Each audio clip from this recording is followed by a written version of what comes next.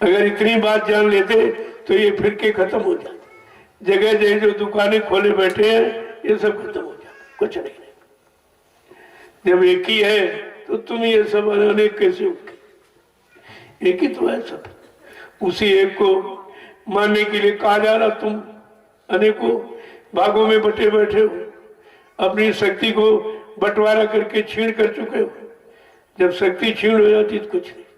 जैसे झाड़ू की एक एक तीली अगर आप बिखार दो तो कोई काम नहीं करो, कोई काम नहीं करो, और सबको एक जगह बांध दो तो तुम सब बाहर कर दो, सब सफाई कर डालोगे। इसको कहते हैं संगठन, यही यूनिटी है।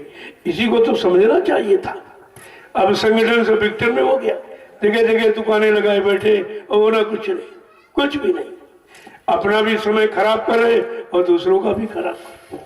क्योंकि जब तुमको यानी भूमिका नहीं मालूम है, व्यवस्था नहीं मालूम, तो फिर ये क्यों तुम ये सब करते हो?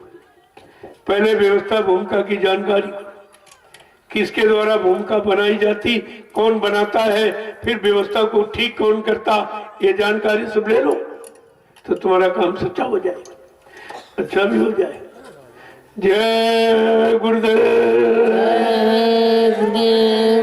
आज की ये पुण्य पावन तिथि तो यानी रामनवमी, वो अष्टमी है, ये नवमी, वो अष्टदल कमल है, ये 9 द्वारों से।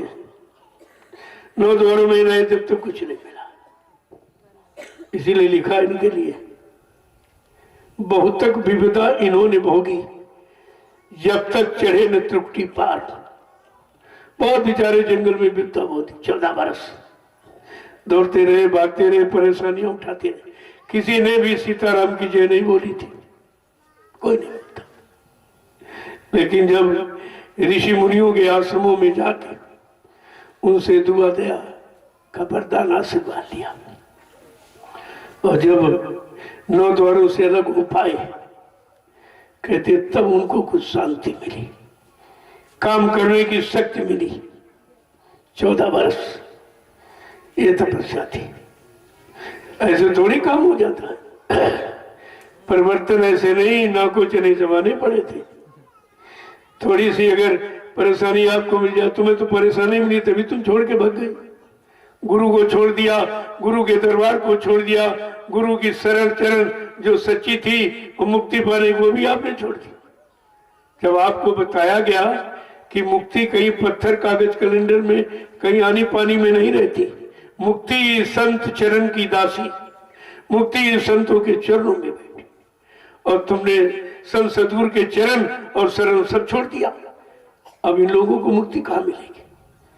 जिन चरण शरण को छोड़कर जिनके पास तुम गए हो, उनके पास चरण है कि पैर है? अरे इतना भी नहीं समझे, चरण पैर में अंतर कितना होता। उनके पास चरण है कि पैर है? तो क्या पैरों की पूजा की चरणों की पूजा है? अगर ये भी समझ लेते तो इतनी बड़ी भूल करके अपना इतना भारी आध्यात्मिक नुकसान नहीं करते, बहुत बड़ा नुकसान करते। अब इन विचारों को क्या मिला, और इतनी दूरी बढ़ रही, अब इनका वापस लौट के आना बड़ा मुश्किल हो जाएगा, कैसे आएंगे? लेकिन बात यह है, जैसे पतंग आसमान में कितनी दूर चली जाए, देखने वाले क्या कहते कि पतंग तो बहुत ऊंचे चली गई, डोरी भी नहीं दिखाई दे रही, उड़ाने वाला भी नहीं दिखाई दे रहा। लेकिन उड़ाने वाला जब चाहेगा तब डोरी को समेटकर पतंग को अपने पैर के अंगूठे पर रख दे। जिन जीवों को नाम डोर शब्द डोर पकड़ाई गई, कहते तुम कहां जाओगे भक्ति, जब डोरी समेटी जाएगी तब आ जाएगी वो। तो आप चिंता ही मत कीजिए, सब अपने हैं, कोई गैर नहीं, सब गुरु के शिष्य हैं, और सब गुरु परिवार है। परिवार में कोई खटपट हो जाती है, कोई शंका संदेह, तो बंटवारा हो ही जाता है, ये तो स्वाभाविक है। क्यों अभी आपने आध्यात्मिक परिवार में प्रवेश नहीं दिया, अभी भौतिक परिवारों में रहते हैं। भौतिक परिवार में बंटवारा है और आध्यात्मिक परिवार में संगठन है, दोनों चीजें अलग है। तो इसलिए ये मत समझो, कोई गैर नहीं, सब अपने हैं। लेकिन धीरे धीरे आपने जो वही कर्म किया हो तो सजा पाओगे, उसको तो नहीं मिटा सकते। भगवान राम ने भी कहा कि जो काल की व्यवस्था में बैठे हो, यद्यप तुम मेरे भाई हो, मैं भी महाकाल के हुक्म से आया हूं, तुम हमारे भाई हो, लेकिन भाई हो, मैं तुम्हारे द्वारा किया गया मनसा वाचा कर्मणा, जो भी कर्म आपने किया मैं उसको माफ नहीं कर सकता, माफ नहीं कर सकता हूं, मैं उसका परिणाम दे सकता हूं। अच्छे का अच्छा दूंगा, बुरे का बुरा दूंगा, केवल परिणाम दे सकता हूं, माफी नहीं करा सकता। उन्होंने साफ साफ कह दिया।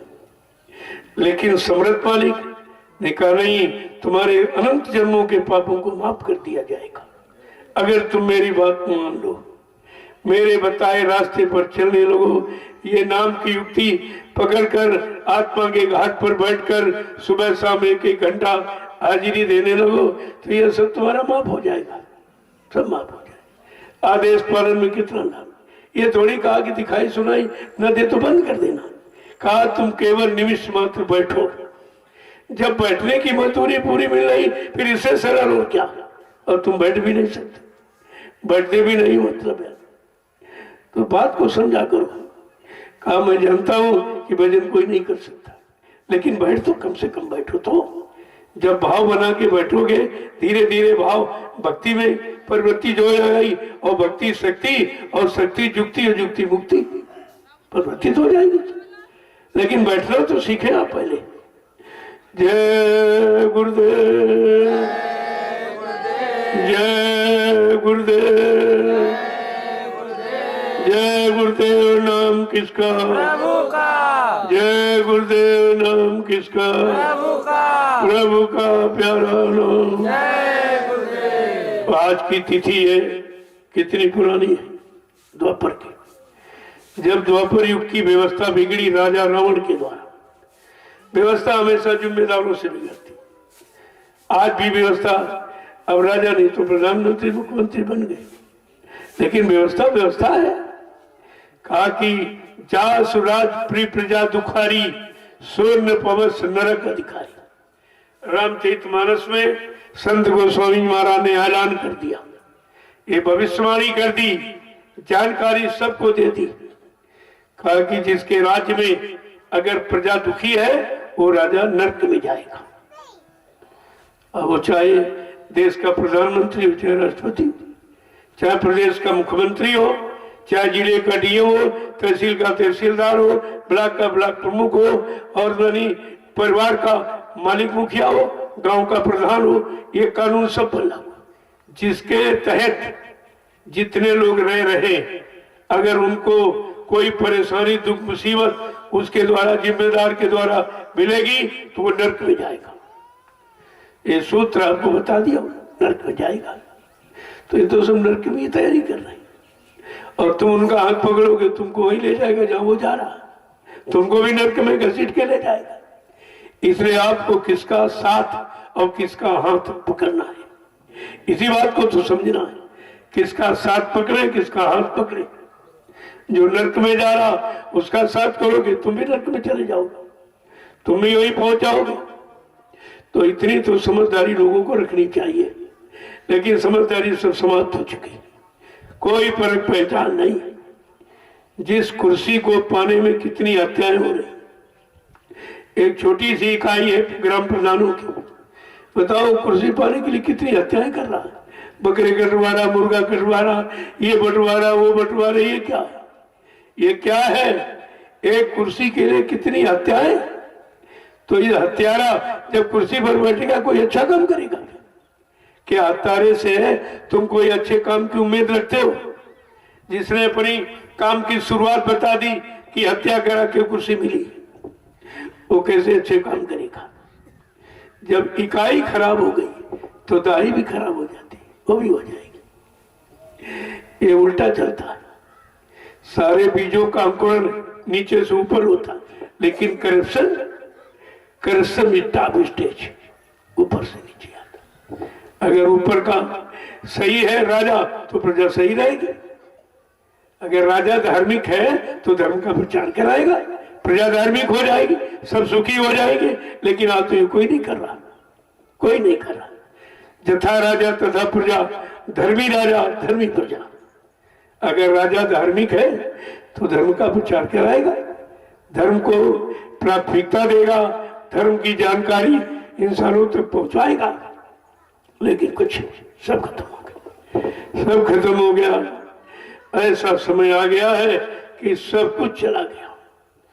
जो हमको अपने पूर्वजों से विरासत के रूप में मिला था, सच्चाई, ईमानदारी, वो भी चली गई, वो भी खत्म हो गई। तो फिर बचा क्या आपके पास?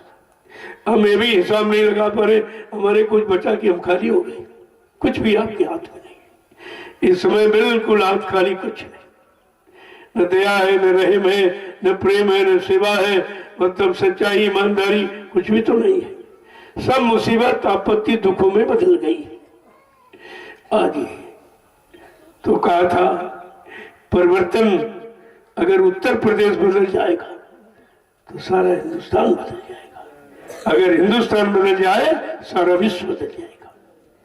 ये है क्योंकि उत्तर प्रदेश की भूमि भगवान को प्रिय है। ज्यादातर अवतार उत्तर प्रदेश में है। यानी परमात्मा को भी ये धरती प्यारी है। जब ये धरती पर भगवान आया और उसी धरती पर आपको अवसर मिला और मानव शरीर में हुआ है, मानव शरीर आपको भी मिला, तो उन्होंने तो अपने समान तुमको बना के भेजा। तो जब उनके समान हमें शरीर मिला तो उनसे संबंधित ही कार्य हमें आपको करने चाहिए। तब तो ये पुण्य में ये सब रहेगा, नहीं बिगड़ जाएगा। सब व्यवस्था बिगड़ने का कारण यही कि मानव शरीर तो मिल गया और धरती पर आ भी गए, लेकिन कर्म नहीं कर रहे। तो कर्म नहीं कर रहे हो तो महापुरुषों को भी तो कलंकित कर रहे हो, उनके मुंह पर काली पोत रहे हो। क्या इसका परिणाम अच्छा होगा? किसी शक्ति का नाम लेकर अपना स्वार्थ हल करते हो, ये सबसे बड़ा अपराध है। का कुदरत सख्त सजा सुनाएगी। तुम शक्तियों के बारे में नहीं जानते। जब आपसे ये कहा गया था कि अवतारी शक्ति का जन्म हो चुका है, वो अकेला नहीं आया, असंख्यों शक्तियों के साथ। जैसे काल शक्ति आई थी द्वापर में तो 16 कलाओं से आई और 64 कला से द्वापर में आया। लेकिन कलयुग की महाशक्ति असंख्यों कलाओं से आई हुई। जब वो अपने लोग से चले तो बीच के लोगों से अच्छी अच्छी शक्तियों को पकड़ के लाए, उन्हीं के द्वारा काम कराया जाएगा। कहा कुछ बच्चे स्कूल कॉलेज में पढ़े, खुद पढ़ के निकल आए। जब मैं आवाज लगाऊंगा मेरी दूरदर्शी प्लेटफार्म पर ये शक्तियां सब आकर के खड़ी हो जाएंगी, फिर मैं उनको काम दूंगा।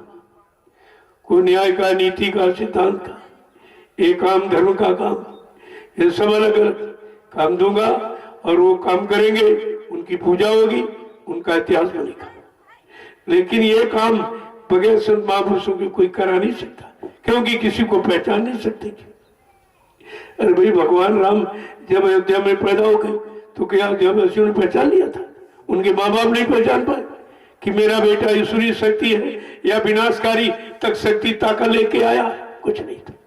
ये किसको पता था? गुरु विश्वामित्र को। ये गुरु को मालूम होता। जब वो यज्ञ करते थे तो राक्षस भी ध्वंस करते थे, कहीं मांस फेंक दे, कहीं हड्डी फेंक दे। फिर उन्होंने ध्यान लगाया, ध्यान लगा देखा अरे काम करने वाली शक्ति तो आ गई। तो फट से गए राजा दशरथ के पास और मांग करके ले आए राम लक्ष्मण। फिर भी बेचारे वो, उनको बुढ़ापे में संतान मिली थी तो उनको बड़ा दुख हुआ। वो क्या जाने क्या करने कराने के लिए लिए जा रहे, कितना बड़ा नाम यानी परिवार का हो जाएगा और वो बड़ा भी कर देंगे देश दुनिया का काम करके। तो विश्वामित्र जी मांग के ले आए। अब उनको मालूम है कि कौन शक्ति काम करे। बेटे तो 4 थे उनके, तो भरत शत्रुघ्न को क्यों नहीं ले आए? उन्हें ये मालूम था किस शक्ति के द्वारा काम होगा, उन्हीं को मांग के ले आए और उनको अपने आश्रम में रखा, पढ़ाया लिखाया। सारी नीतियां, युद्ध नीति, राजनीति, धर्म नीति, प्रेम नीति, न्याय नीति, सत्य नीति, सारी नीतियों सब सिखा पढ़ा के एकदम पारंगत कर दिया। फिर सोचा हमने पढ़ाया तो सब है, जरा इसका दृष्टि लेके देखें इसने कुछ पढ़ा सीखा कि नहीं।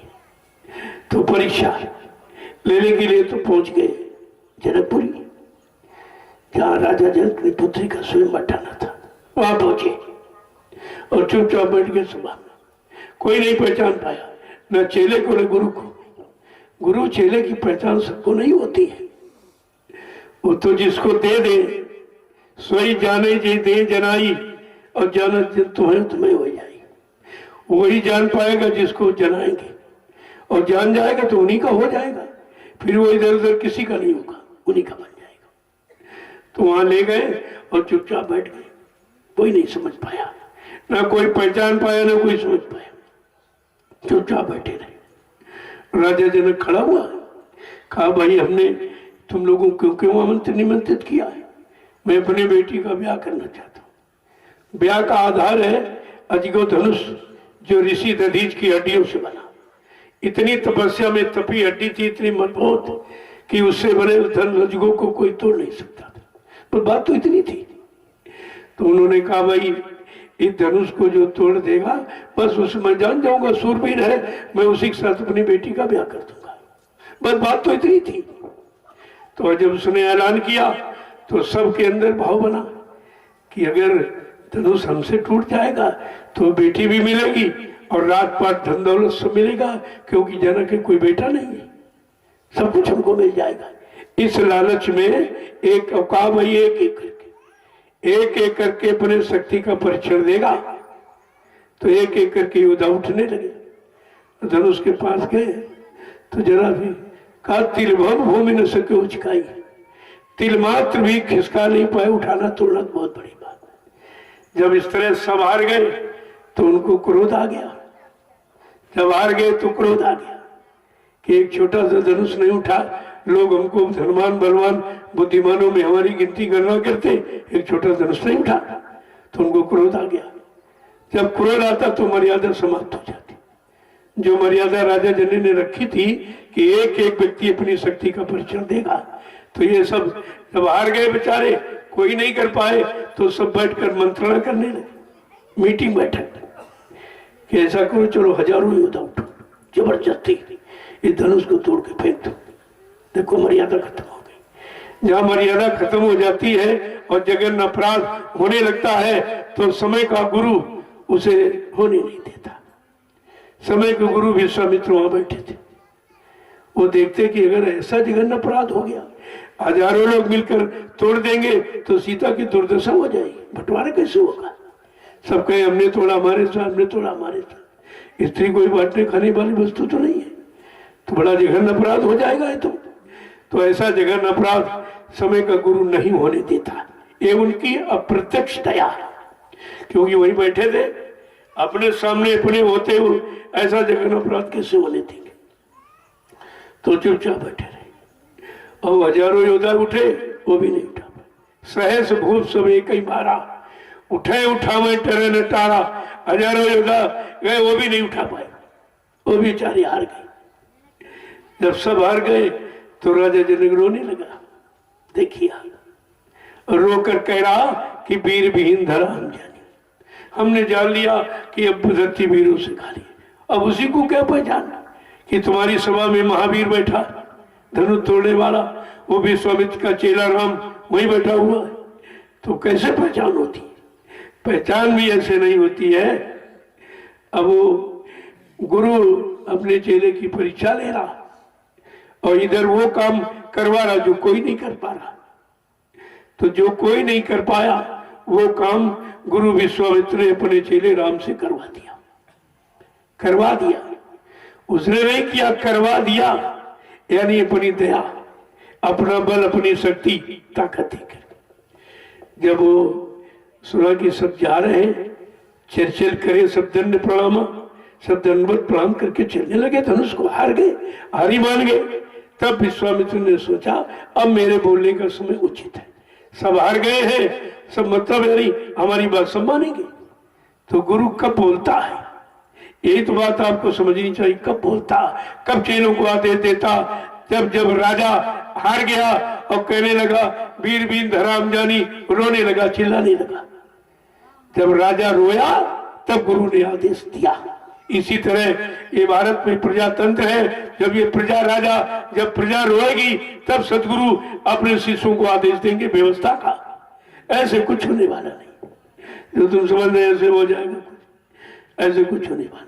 अभी तो सबको मौका दिया है, साहित्य धनुष कोई तोड़ दे, कौन सा न्याय का, सुरक्षा का, रोजी का, रोटी का, महंगाई का, गरीबी का, बेरोजगारी का, बढ़ते टैक्सों की भरमार का, चोरी डकैती कत्ल बलात्कार का, जीवों की हिंसा का, अगर ये कोई धनुष दुखों का तोड़ते तो वही तोड़ते। सबको मौका दिया और सब चिल्ला रहे हम करेंगे, हम करेंगे, हम महंगाई दूर करेंगे, बेरोजगारी दूर करेंगे, और सबने चिल्लाया और किया किसी ने? काम किसी ने नहीं हुआ। काम नहीं हुआ तो इनको सरेंडर होना ही पड़ेगा। इनको दोनों हाथ ऊंचा करके सरेंडर होना पड़ेगा कि अब मेरे बस का नहीं है। जब ये प्रजा कह देगी कि हमको न्याय सुरक्षा देने वाला इस धरती पर कोई नहीं, ऐसा सूरवीर, ऐसा न्याय करने वाला कोई है नहीं हमदर्द, तब सदगुरु अपने शिष्यों को आदेश देंगे। इसके पहले कुछ नहीं होगा। उसी समय की इंतजारी हमें आपको करनी चाहिए कि वो घड़ी कब आएगी, कब ये सब हाथ उठा देंगे कि मेरे बस का नहीं, कब चिल्लाने लगेंगे। अरे भाई इसके पहले थोड़ी काम हो जाएगा, नहीं व्यवस्था और मर्यादा खत्म हो जाएगी। मर्यादा कभी बंद नहीं। वैसे कर सकते हैं, विश्वामित्र जी चाहते तो पहले राम से धनुष तोड़ा सकते थे, लेकिन उन्होंने काम नहीं किया, क्योंकि ये सब झगड़ा करेंगे कि इनका चेला बहादुर है क्या हम ये काम नहीं कर सकते। तो उन्होंने सबको मौका दिया। जब सब हार गए तब वो कह पड़े, और जो मतलब जिम्मेवार राजा था वो कह लगा नहीं, मैंने भी जान लिया ये अब धरती से भी रोज खाली हो गई, कोई सूरवीर नहीं रहा। कितनी बड़ी बात कह दी, सब नामर्द हिजड़े हो गए, कोई सूरवीर रहा ही नहीं। कितनी बड़ी बात कही थी। इसी तरह आज प्रजातंत्र में प्रजा राजा है, प्रजा राजा का चुनाव करती है, राजा बनाती है। जब तुमने बनाया है और तुम्ही को परेशान किया जा रहा तो तुमने अच्छा बना ही नहीं पाया। अब जैसा तुमने बनाया वैसे काम हो रहा है, तो आपको बनाना सोचना चाहिए कि हमको कैसा बनाना चाहिए, हमको कहाँ पर सहयोग करना चाहिए, कहाँ नहीं करना चाहिए। जब तुम्हारे सहयोग से राजा का निर्माण होता है, पहले तो राजा पैदा होता था, राजा का बेटा राजा, उसी को राजा बना दिया जाता। पहले राजा पेट से पैदा होता था, अब प्रजातंत्र में राजा मोहर के नीचे पैदा होता है, जा लगा देते वैसे वही पैदा हो जाता। तुम्हारे हाथ में है, अब तो प्रजातंत्र में तुम्हारे हाथ में राजा।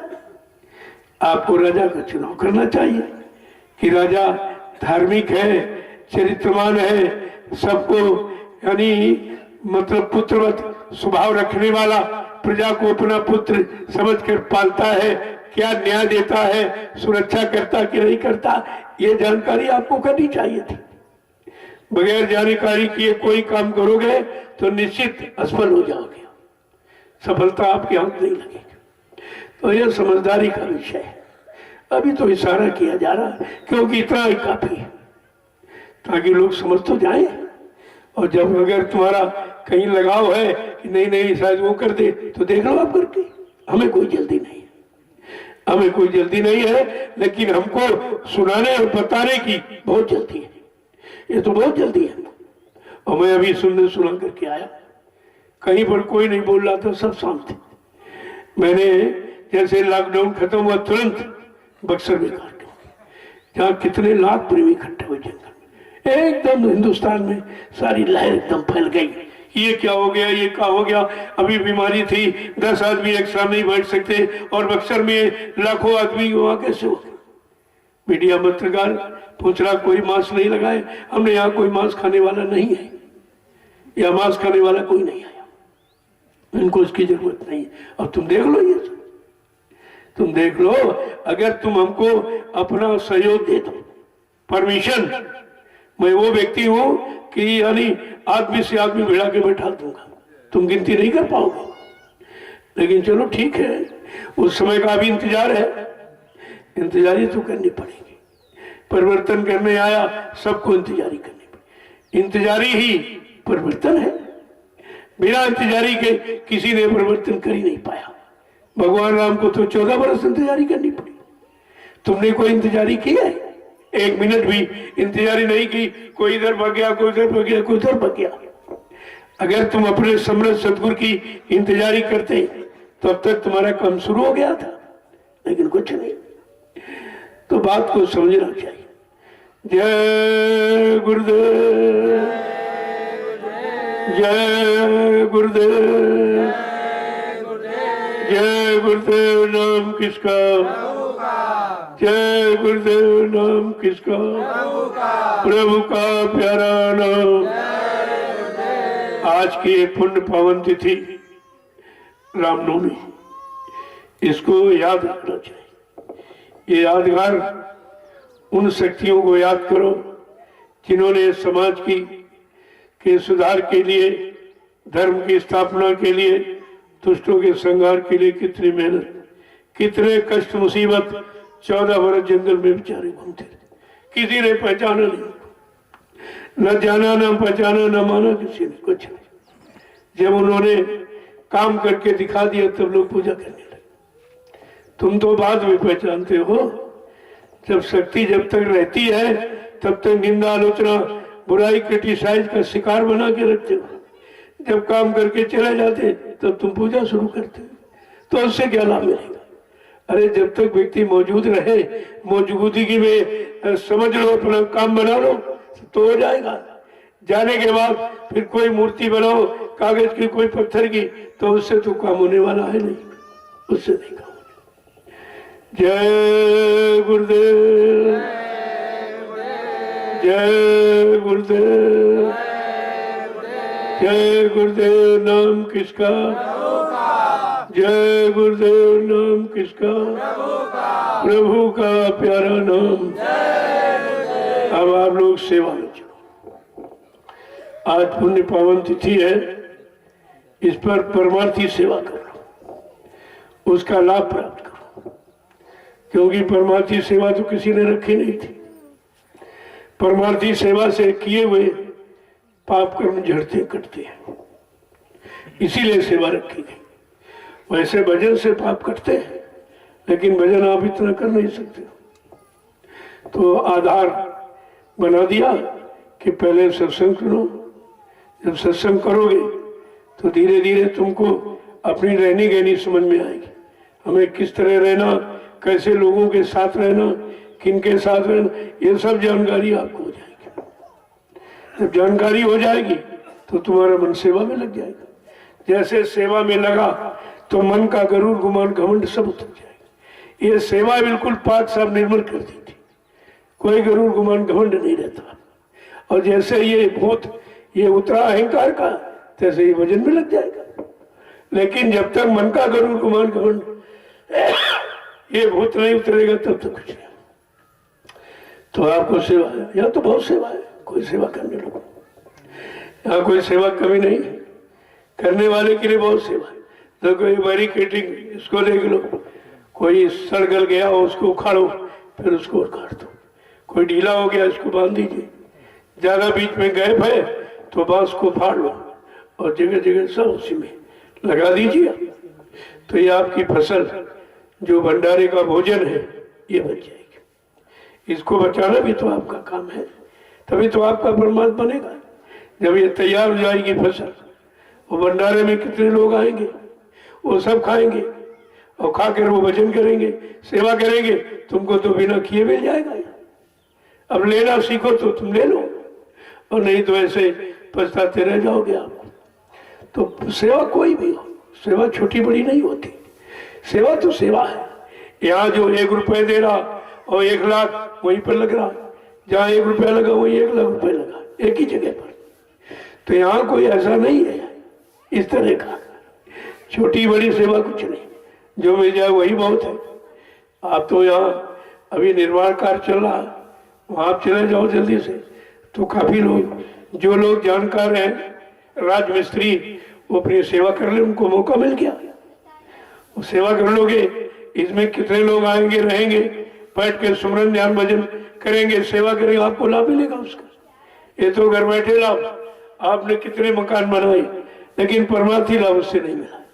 मजदूरी तो मिली लेकिन परमार्थी लाभ नहीं मिला, क्योंकि जिनका बनाया वो केवल वही रहते हैं, दूसरा कोई आ गया तो किराया ले लेंगे उससे, ऐसे तो बैठाने देंगे। और ये तुम्हारा कैसा, कितने लाखों लोग आएंगे।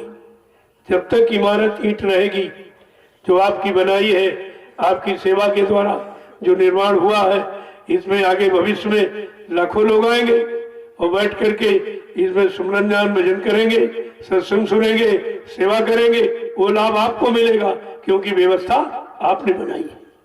देखिए कितनी अच्छी जगह धन लगना आपको, कितने मकान आप बनाए होंगे, लेकिन परमार्थी लाभ नहीं मिला, परमार्थी लाभ इसमें।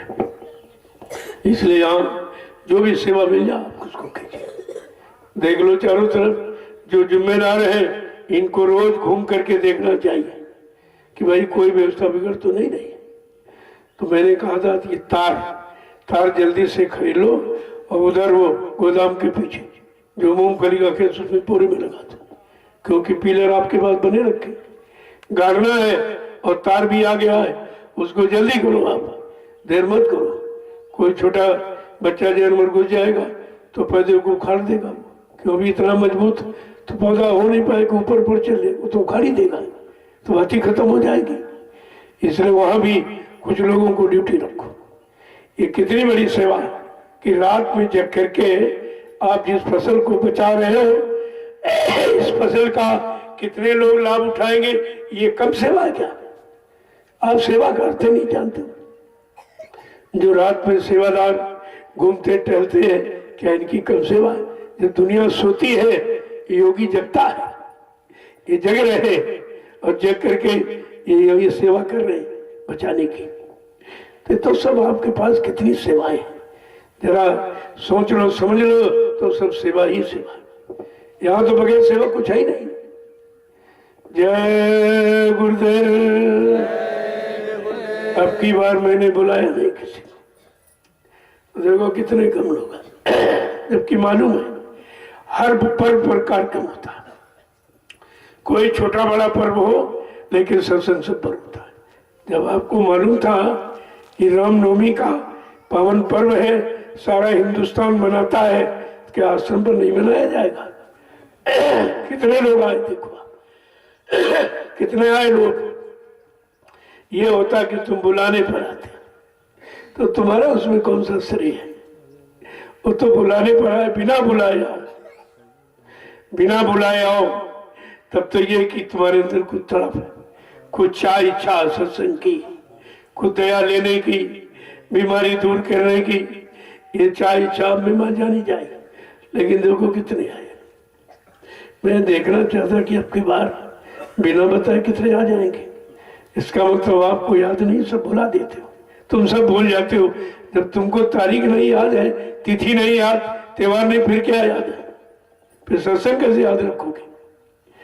जय गुरुदेव। और इसमें भी फायदा है कि कम लोग आए तो आपको सेवा मिल जाएगी, ज्यादा आ जाते तो सेवा भी नहीं मिलती। ये तो फायदा आपका है, आप इस सेवा का लाभ उठा लीजिए। अब आप चलिए, मैं शाम को मिलूंगा सबसे, क्योंकि आज तिथि तो कोई नहीं जाएगा, आज तो पूर्ण तिथि है। देखो, जय गुरुदेव वैचारिक प्रचार समिति ये तमाम तरह की निःशुल्क जन सेवाएं, समाज सेवा करती है, जो कोई नहीं कर रहा हिंदुस्तान। जय गुरुदेव आध्यात्मिक वैचारिक प्रचार समिति, ये बिना दहेज की शादियां, कोई दहेज लेन देने नहीं होता, और निःशुल्क मुंडन संस्कार, नामाकरण संस्कार, यज्ञोपवीत संस्कार, यह सब निःशुल्क होता है, कोई पैसा नहीं। जो तुम अपनी इच्छा से कोई सेवा भाव में देते हो वो सब यही लगा दिया जाता है। ये जो निर्माण कार्य हो रहा है इसमें, यहाँ कोई डोनेशन नहीं किसी तरह के, कुछ नहीं। और ये रहने की व्यवस्था फ्री है, आपको कोई किराया नहीं लिया जाता, बिजली पानी का कोई किराया नहीं, रोटी का भी कोई पैसा नहीं आपसे लिया जाता। ये निःशुल्क सेवा जय गुरुदेव आध्यात्मिक वैचारिक प्रचार समिति कर रही है, जो हिंदुस्तान में कोई नहीं कर। ये पहली ये समिति है जो इस तरह की कार्य की शुरुआत जिसने की, अभी शुरुआत की है, आगे क्या क्या करेगी वो सब आपको देखने को मिलेगा। तो आज तो शादियां होंगी, 2 शादियां होंगी, आप उनको देखिए समझिए। यहाँ तो कोई किसी तरह का मतभेद नहीं रखा जाता, आप अपनी अपनी जातियों में रहो, मैं तो मना थोड़ी करता हूँ, लेकिन सत्संगी की तो कोई जाति नहीं। सत्संगी में कर रहा तो अपने परिवार में कर रहा हूं, वो तो गुरु परिवार है। जब गुरु परिवार में आप सम्मिलित हो गए तो आपको अपना काम गुरु परिवार में ही करना चाहिए, तभी अच्छा रहेगा। नहीं तो समाज में कितने लोग रो रहे कितने रो रहे हैं समाज में, कितने सुसाइड कर रहे, जहर खा रहे, फांसी लगा रहे। क्यों? बेटी सियानी हो गई, अब पैसा नहीं, अब बिना दहेज की शादी होगी नहीं। तो कम से कम ये तो सोचो कि जय गुरुदेव आध्यात्मिक वैचारिक समिति, प्रचार समिति सबका काम कर रही है, सबकी ये सुसाइड होने ही बचा रही है। कितना बड़ा जनहित कार्य है, आप धीरे धीरे समझिए इसको। आज 2 शादियां इसी मन से होगी, यहीं पर होगी 2 शादियां। उनको आप देखिए, अभी तो आप सेवा करिए, जो कोई सेवा मिल जाए कि आपकी ये आपका सब्जी फार्म है और आपके लिए। जब लोग देखते हैं कहते बहुत बड़ा फार्म है, हमने कहा परिवार भी बहुत बड़ा है। अगर परिवार को देख लो कहोगे बहुत कम है। जब समय समय पर कार्यक्रम हो तो आप देखिए कितना बड़ा परिवार। फिर भी परिवार से एक ही सदस्य आ पाता, सब तो नहीं आ पाते। अगर सब आ जाओ तो यहाँ जगह नहीं मिलेगी। लेकिन कम से कम एहसास तो करो परिवार का। परिवार के हिसाब से तो कुछ भी नहीं है, कुछ भी जगह नहीं कि एक व्यक्ति को 1 चारपाई की जगह तो चाहिए। अगर ये बांट दो तो जमीन घट जाएगी, इतना बड़ा परिवार है। अब परिवार के नाते उसी तरह उसकी व्यवस्था की जाएगी और धीरे धीरे हो रही है, जबकि ये व्यवस्था कोई नहीं कर रहा।